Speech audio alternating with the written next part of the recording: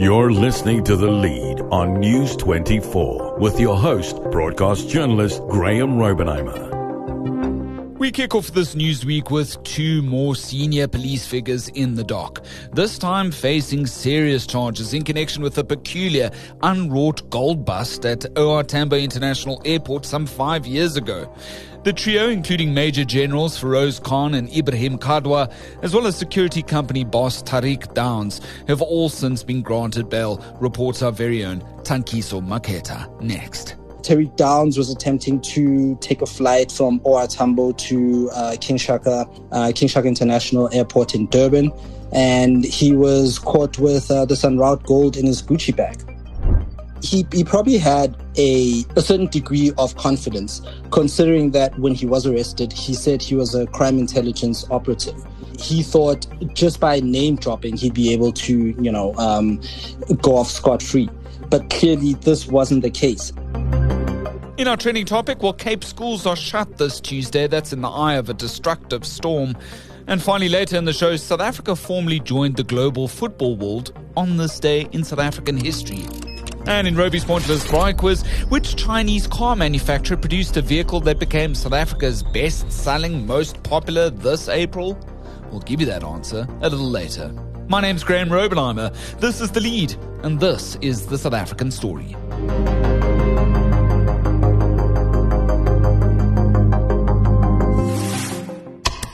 Moving to our top story today, and whenever the so-called pauper dance, as they say, journalist Tankiso Makhetha won't be that far off. He's live with us now from Pretoria for the very latest in this old gold bust case.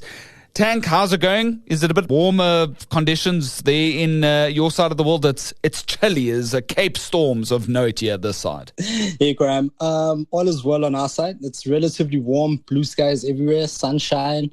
Not a cloud in the sky. Yeah, take me back to December, bruh. Anyway, let's move to this. News broke over the weekend that the SAPS had made these, high-profile arrests. It's, as we understand it now, two major generals, senior crime intelligence staffer, Major General Feroz Khan, who's often been in the headlines in the past, as well as the head of the Hawks in Gauteng, Major General Ebrahim Kadwa. These are two major SAPS figures alongside this third suspect, which now is an accused security company owner, Tariq Downes. Do we know how, where, and when they were taken in? And what charges they're going to be specifically facing now, Tank? So it happened in May 2021. Tariq Downes was attempting to take a flight from OR Tambo to King Shaka International Airport in Durban. And he was caught with this unwrought gold in his Gucci bag. In our store, we have 300 grams of unwrought gold. But the NPA came out today and said it was 75.9 grams of unwrought gold with 62,000 rands as opposed to our 250,000 rands, which is okay because initial investigations would usually have like higher amounts or lower amounts. So as investigations progress, they're able to zone in on what the actual quantity of the gold is and what the value of it is. Right. So this was like a bag slung over his shoulders, and the gold was just lying in his bag. How, stupid did he think the officials would be at the airport that they weren't going to pick this up in screening is my biggest question as soon as I recall this case. He probably had a certain degree of confidence, considering that when he was arrested, he said he was a crime intelligence operative. He thought just by name dropping, he'd be able to, go off scot-free. But clearly, this wasn't the case. He mentioned he's co-accused, which is Major General Feroz Khan, who's the head of counterintelligence in South Africa, has one of the highest and most prestigious positions in SAPS, and he name dropped. And after name dropping, he thought he'd be able to just get off, and which he did at the time because he wasn't charged and he didn't appear in court and he was let go. So clearly there was a certain amount of confidence that he has if you consider his proximity to power. Right. We don't know where the gold at this point emanated from, right? No, at the moment, we don't know where the gold emanated from, and we don't know what the destination of the gold was. So all three suspects appeared in the Kempton Park Magistrates Court today. Any crimes that are alleged to have been committed at the OR Tambo International Airport usually go to Kempton Park Magistrates. All three appeared. They've all gotten bail, right? They've all gotten bail. They were bound to get bail. I don't think it's a crime that to require them to be in jail for 7 days before you can apply for bail, considering that investigations had already been conducted. So they got 20,000 rand bail each, with specific conditions according to the NPA. On a national scale, it appears the SAPS is in this drive at the moment, very renewed in the sense, in the wake of the Madlanga Commission's initial findings of tackling organized crime, and that with the SAPS and any figures that might be seen to be bad apples working alongside some of the most shadowy figures of South Africa's underworld, there seems to be a renewed drive to go after these cases where, if you had to ask us, if we remembered this gold bust case, I mean, I can't tell you if I can recall this. It's something that was certainly forgotten in the headlines of past. So it does appear as though SAPS is on a drive to clean house. And they're going back on incidents that happened, 3, 4, 5, 6, 7 years ago that went unpunished. And it is a good initiative because if you look at someone like General Khan, he has a dark cloud hovering over his head. He's been the subject of many controversies over the past couple of years. Just as recently as a year or two ago, he was in line to lose his job. The disciplinary hearing at SAPS didn't really find him guilty of the charges that he was charged with. It certainly does appear that SAPS is on a drive to clean up house. Yeah. What was that DC hearing in relation to? This is as I understand it, this very somewhat nefarious interception of a truck that had been transporting several kilograms of cocaine and was stopped in Gauteng by a vehicle that was unmarked at the time. There was alleged to have been SAPS officials that stopped this truck and allegedly tried to take some of the boxes of coke from this truck and intercept it. This has been one of the most peculiar cases we've seen when it comes to the SAPS and trying to bust drugs in more recent years, right? Did this ever get finalized? I don't believe that this got finalized because in some quarters of law enforcement, the claims are that it's like 200 kilograms of cocaine worth between 200 million to 400 million rands. And it's linked to the robbery that happened in I think it's Port Shepstone, in which the Hawks' evidence room was raided. And basically, the cocaine was stolen. So some quarters believe that this cocaine is the cocaine that was stolen from evidence lockers of the Hawks in Port Shepstone in KZN at the time. This cocaine has been the subject of many conversations, even including in the Madlanga Commission. I mean, I think as recently as last week, we had a senior Hawks official testifying about it.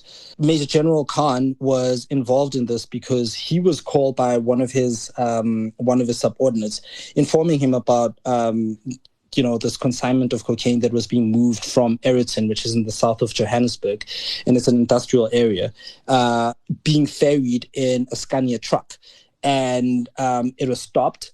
But it appears as though there was another unit from a separate law enforcement authority agency that came in and attempted to intervene. It's not clear who was trying to help ferry this consignment off, or ensure that it gets to its rightful owners. And I say rightful in inverted commas. And this is where his disciplinary hearing came from, because he was being charged with not being able to secure the crime scene properly, not following protocol, a number of contraventions with how that scene was handled. And that's where it originates from. At the moment, Major General Kadwa himself is facing a defeating the ends of justice charge. How so in relation to the old gold bust case? Usually anything that's related to mineral resources is investigated by the Hawks. It's not clear yet what Major General Kadwa did or what his role or involvement is in this matter. But if someone is arrested with unwrought gold, that matter would fall squarely in the hands of the Hawks. And I don't think that Major General Kadwa was the head of the Hawks in Gauteng at the time.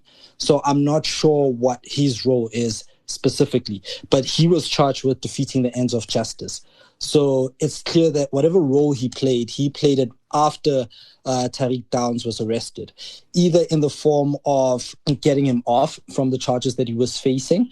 That's the conclusion that I can draw, and that's why I can fit him in this whole debacle. Yeah, according to our colleague Ivan Pius, who was at court today, there the magistrate ordered that all of them hand over their passports. They're not supposed to appear with state witnesses now that they're out on bail. And they also have to let the investigating officer know 3 days in advance before they ever travel overseas at this point. Look, facing, somewhat serious charges, would be interesting to see how long this particular case sort of drags on. Do we know when they're supposed to appear in court? How long this might sort of drag on still? They are due to appear in court in 2 months on the 14th of July. The matter was postponed for further investigation. And as you mentioned, that these are quite serious charges. According to the NPA, they're alleging that Khan and Kadwa instructed officers to release Downes, despite there being no supporting documentation that Downes was a crime intelligence operative. Because when he was arrested, he indicated to the police that he was conducting a intelligence-driven operation, and he was an agent of sorts, or an intelligence operative. So these are allegations that still need to be tested, and that's why the matter has been postponed to 14 July for further investigation. Right. But just speaking plainly, sort of across the face of everything that we've seen in more recent weeks and months, this continues to dent the current image of the SAPS.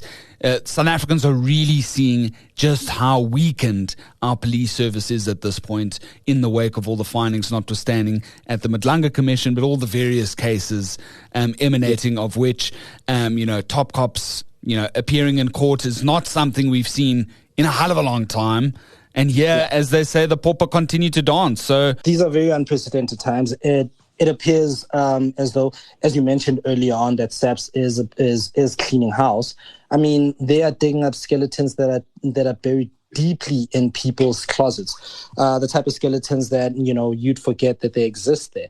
So the pauper is dancing right now. Yeah. And just to end off here, just to speak a little anecdotally, how difficult has it been, Tank, to pull all of these threads together for our stories on the fly, and to have all the added context that have been building up, over the past 10 years? It's a difficult job for journalists at the moment to try and keep the News 24 reader, to keep our audience in the loop, and to keep things as clear as possible, because the webs that are being linked here are so muddied, although intrinsically linked. It's a tough job at the moment for any journalist in South Africa, is it not? First of all, you need institutional knowledge about what is happening. You can have like a slight memory of something happening, and you didn't pay attention to it at the time that it happened, and then it pops up now, and you're like, yes, I remember this happened. Now you need to connect the dots and find the context in which these incidents happened. We have a lot of experienced journalists who've been in the industry for a long time, someone that you can bounce off information from, and they'll be like, yes, I remember this happened, and I've got documents for this. I've got a report on this, and it makes it much easier for us to connect the dots. But it's quite challenging in the same breath, because you don't really know where is this coming from, because context is obviously important. So you need to understand where this is coming from, why is the information coming out, and why is this happening right now? Because SAPS is ultimately divided into separate factions. And which faction does this incident serve? Yeah, absolutely. And that's putting it mildly. That's Tankiso Makhetha. He's one of our senior journalists up in Johannesburg covering these cases as they come. I really do appreciate your time, the lead. I was about to say stay warm, but I forgot that you're enjoying those beautiful blue skies and warmer weather up Gauteng way. Just continue to rub it in our faces. Thanks so much, Tank. Thanks, Graeme. Thanks for having me. You're listening to the latest edition of The Lead on News 24 with Graeme Rowenheimer. If you've got an opinion on what you've heard so far, drop us a short voice note on our WhatsApp hotline. That's 072 562 3179. Trending topic. Moving to our trending topic. All Cape schools will be shut this Tuesday in the eye of a destructive storm. Cape Townians woke this Monday to the aftermath of an overnight storm. By around midday, the storm abated somewhat for the city's disaster management officials to begin taking stock. Numerous suburbs across the metro suffered localized flooding from Wynberg to Gugulethu, with reports of uprooted trees in several parts as well, from Parow to Somerset West.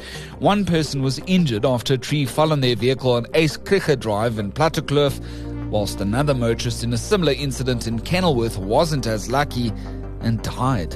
Aid groups have been handing out hot meals and blankets in townships where it's estimated up to 6,000 people have been affected.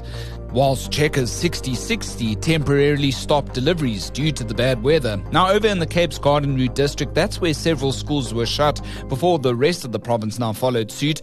The storm is said to have been even more severe, with more than 60 routes affected by either flooding, downed trees, or rockfalls. Many towns from the Garden Route to the Cape Winelands have had their electricity knocked out.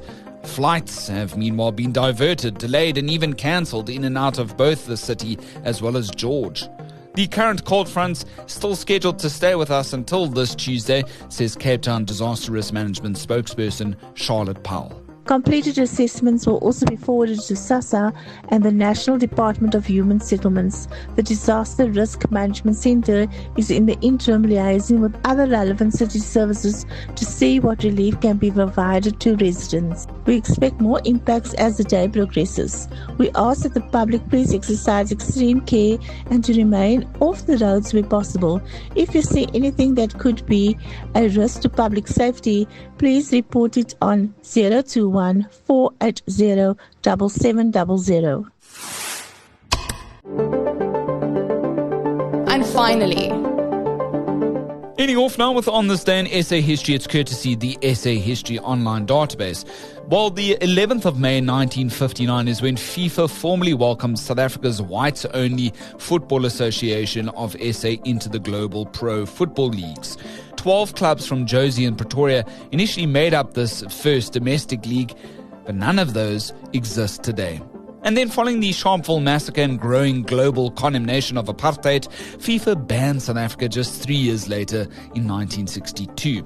Still, thousands came to see the very first interracial football match in SA history that same year, which was held between the white Germiston Kallies and the black African Pirates in Lesotho. It got all the more popular from there, and by 1971 the National Professional Soccer League was formed and Orlando Pirates became their inaugural champions, before SAFA, as we know it today, was finally established only later in 1991. Today, as we speak, Pirates are trailing top of the log Mamelodi Sundowns in the Premier Soccer League. Sure, what a history football has in South Africa today. I don't call it soccer, sorry. Moving to Roby's Pointless Braai quiz. Which Chinese car manufacturer produced a vehicle that became South Africa's best-selling, most popular this April? Well, it shouldn't surprise you. It's Chery. More than 1,800 Tigo 4s sold last month, outpacing the ever-popular VW Polo Vivo at just 24 vehicles fewer. Chery's performance is worth noting at this point, given that VW and Toyota have had a stranglehold over the local market for so long due to factors including parts availability and overall affordability. And not far behind Chery this past month included the likes of J-Tour, Omoda, and J-Coup, which meant the Chery-linked brands outsold the VW stable in its entirety for the past month. What do you think? Is this end of an era or a flash in the pan?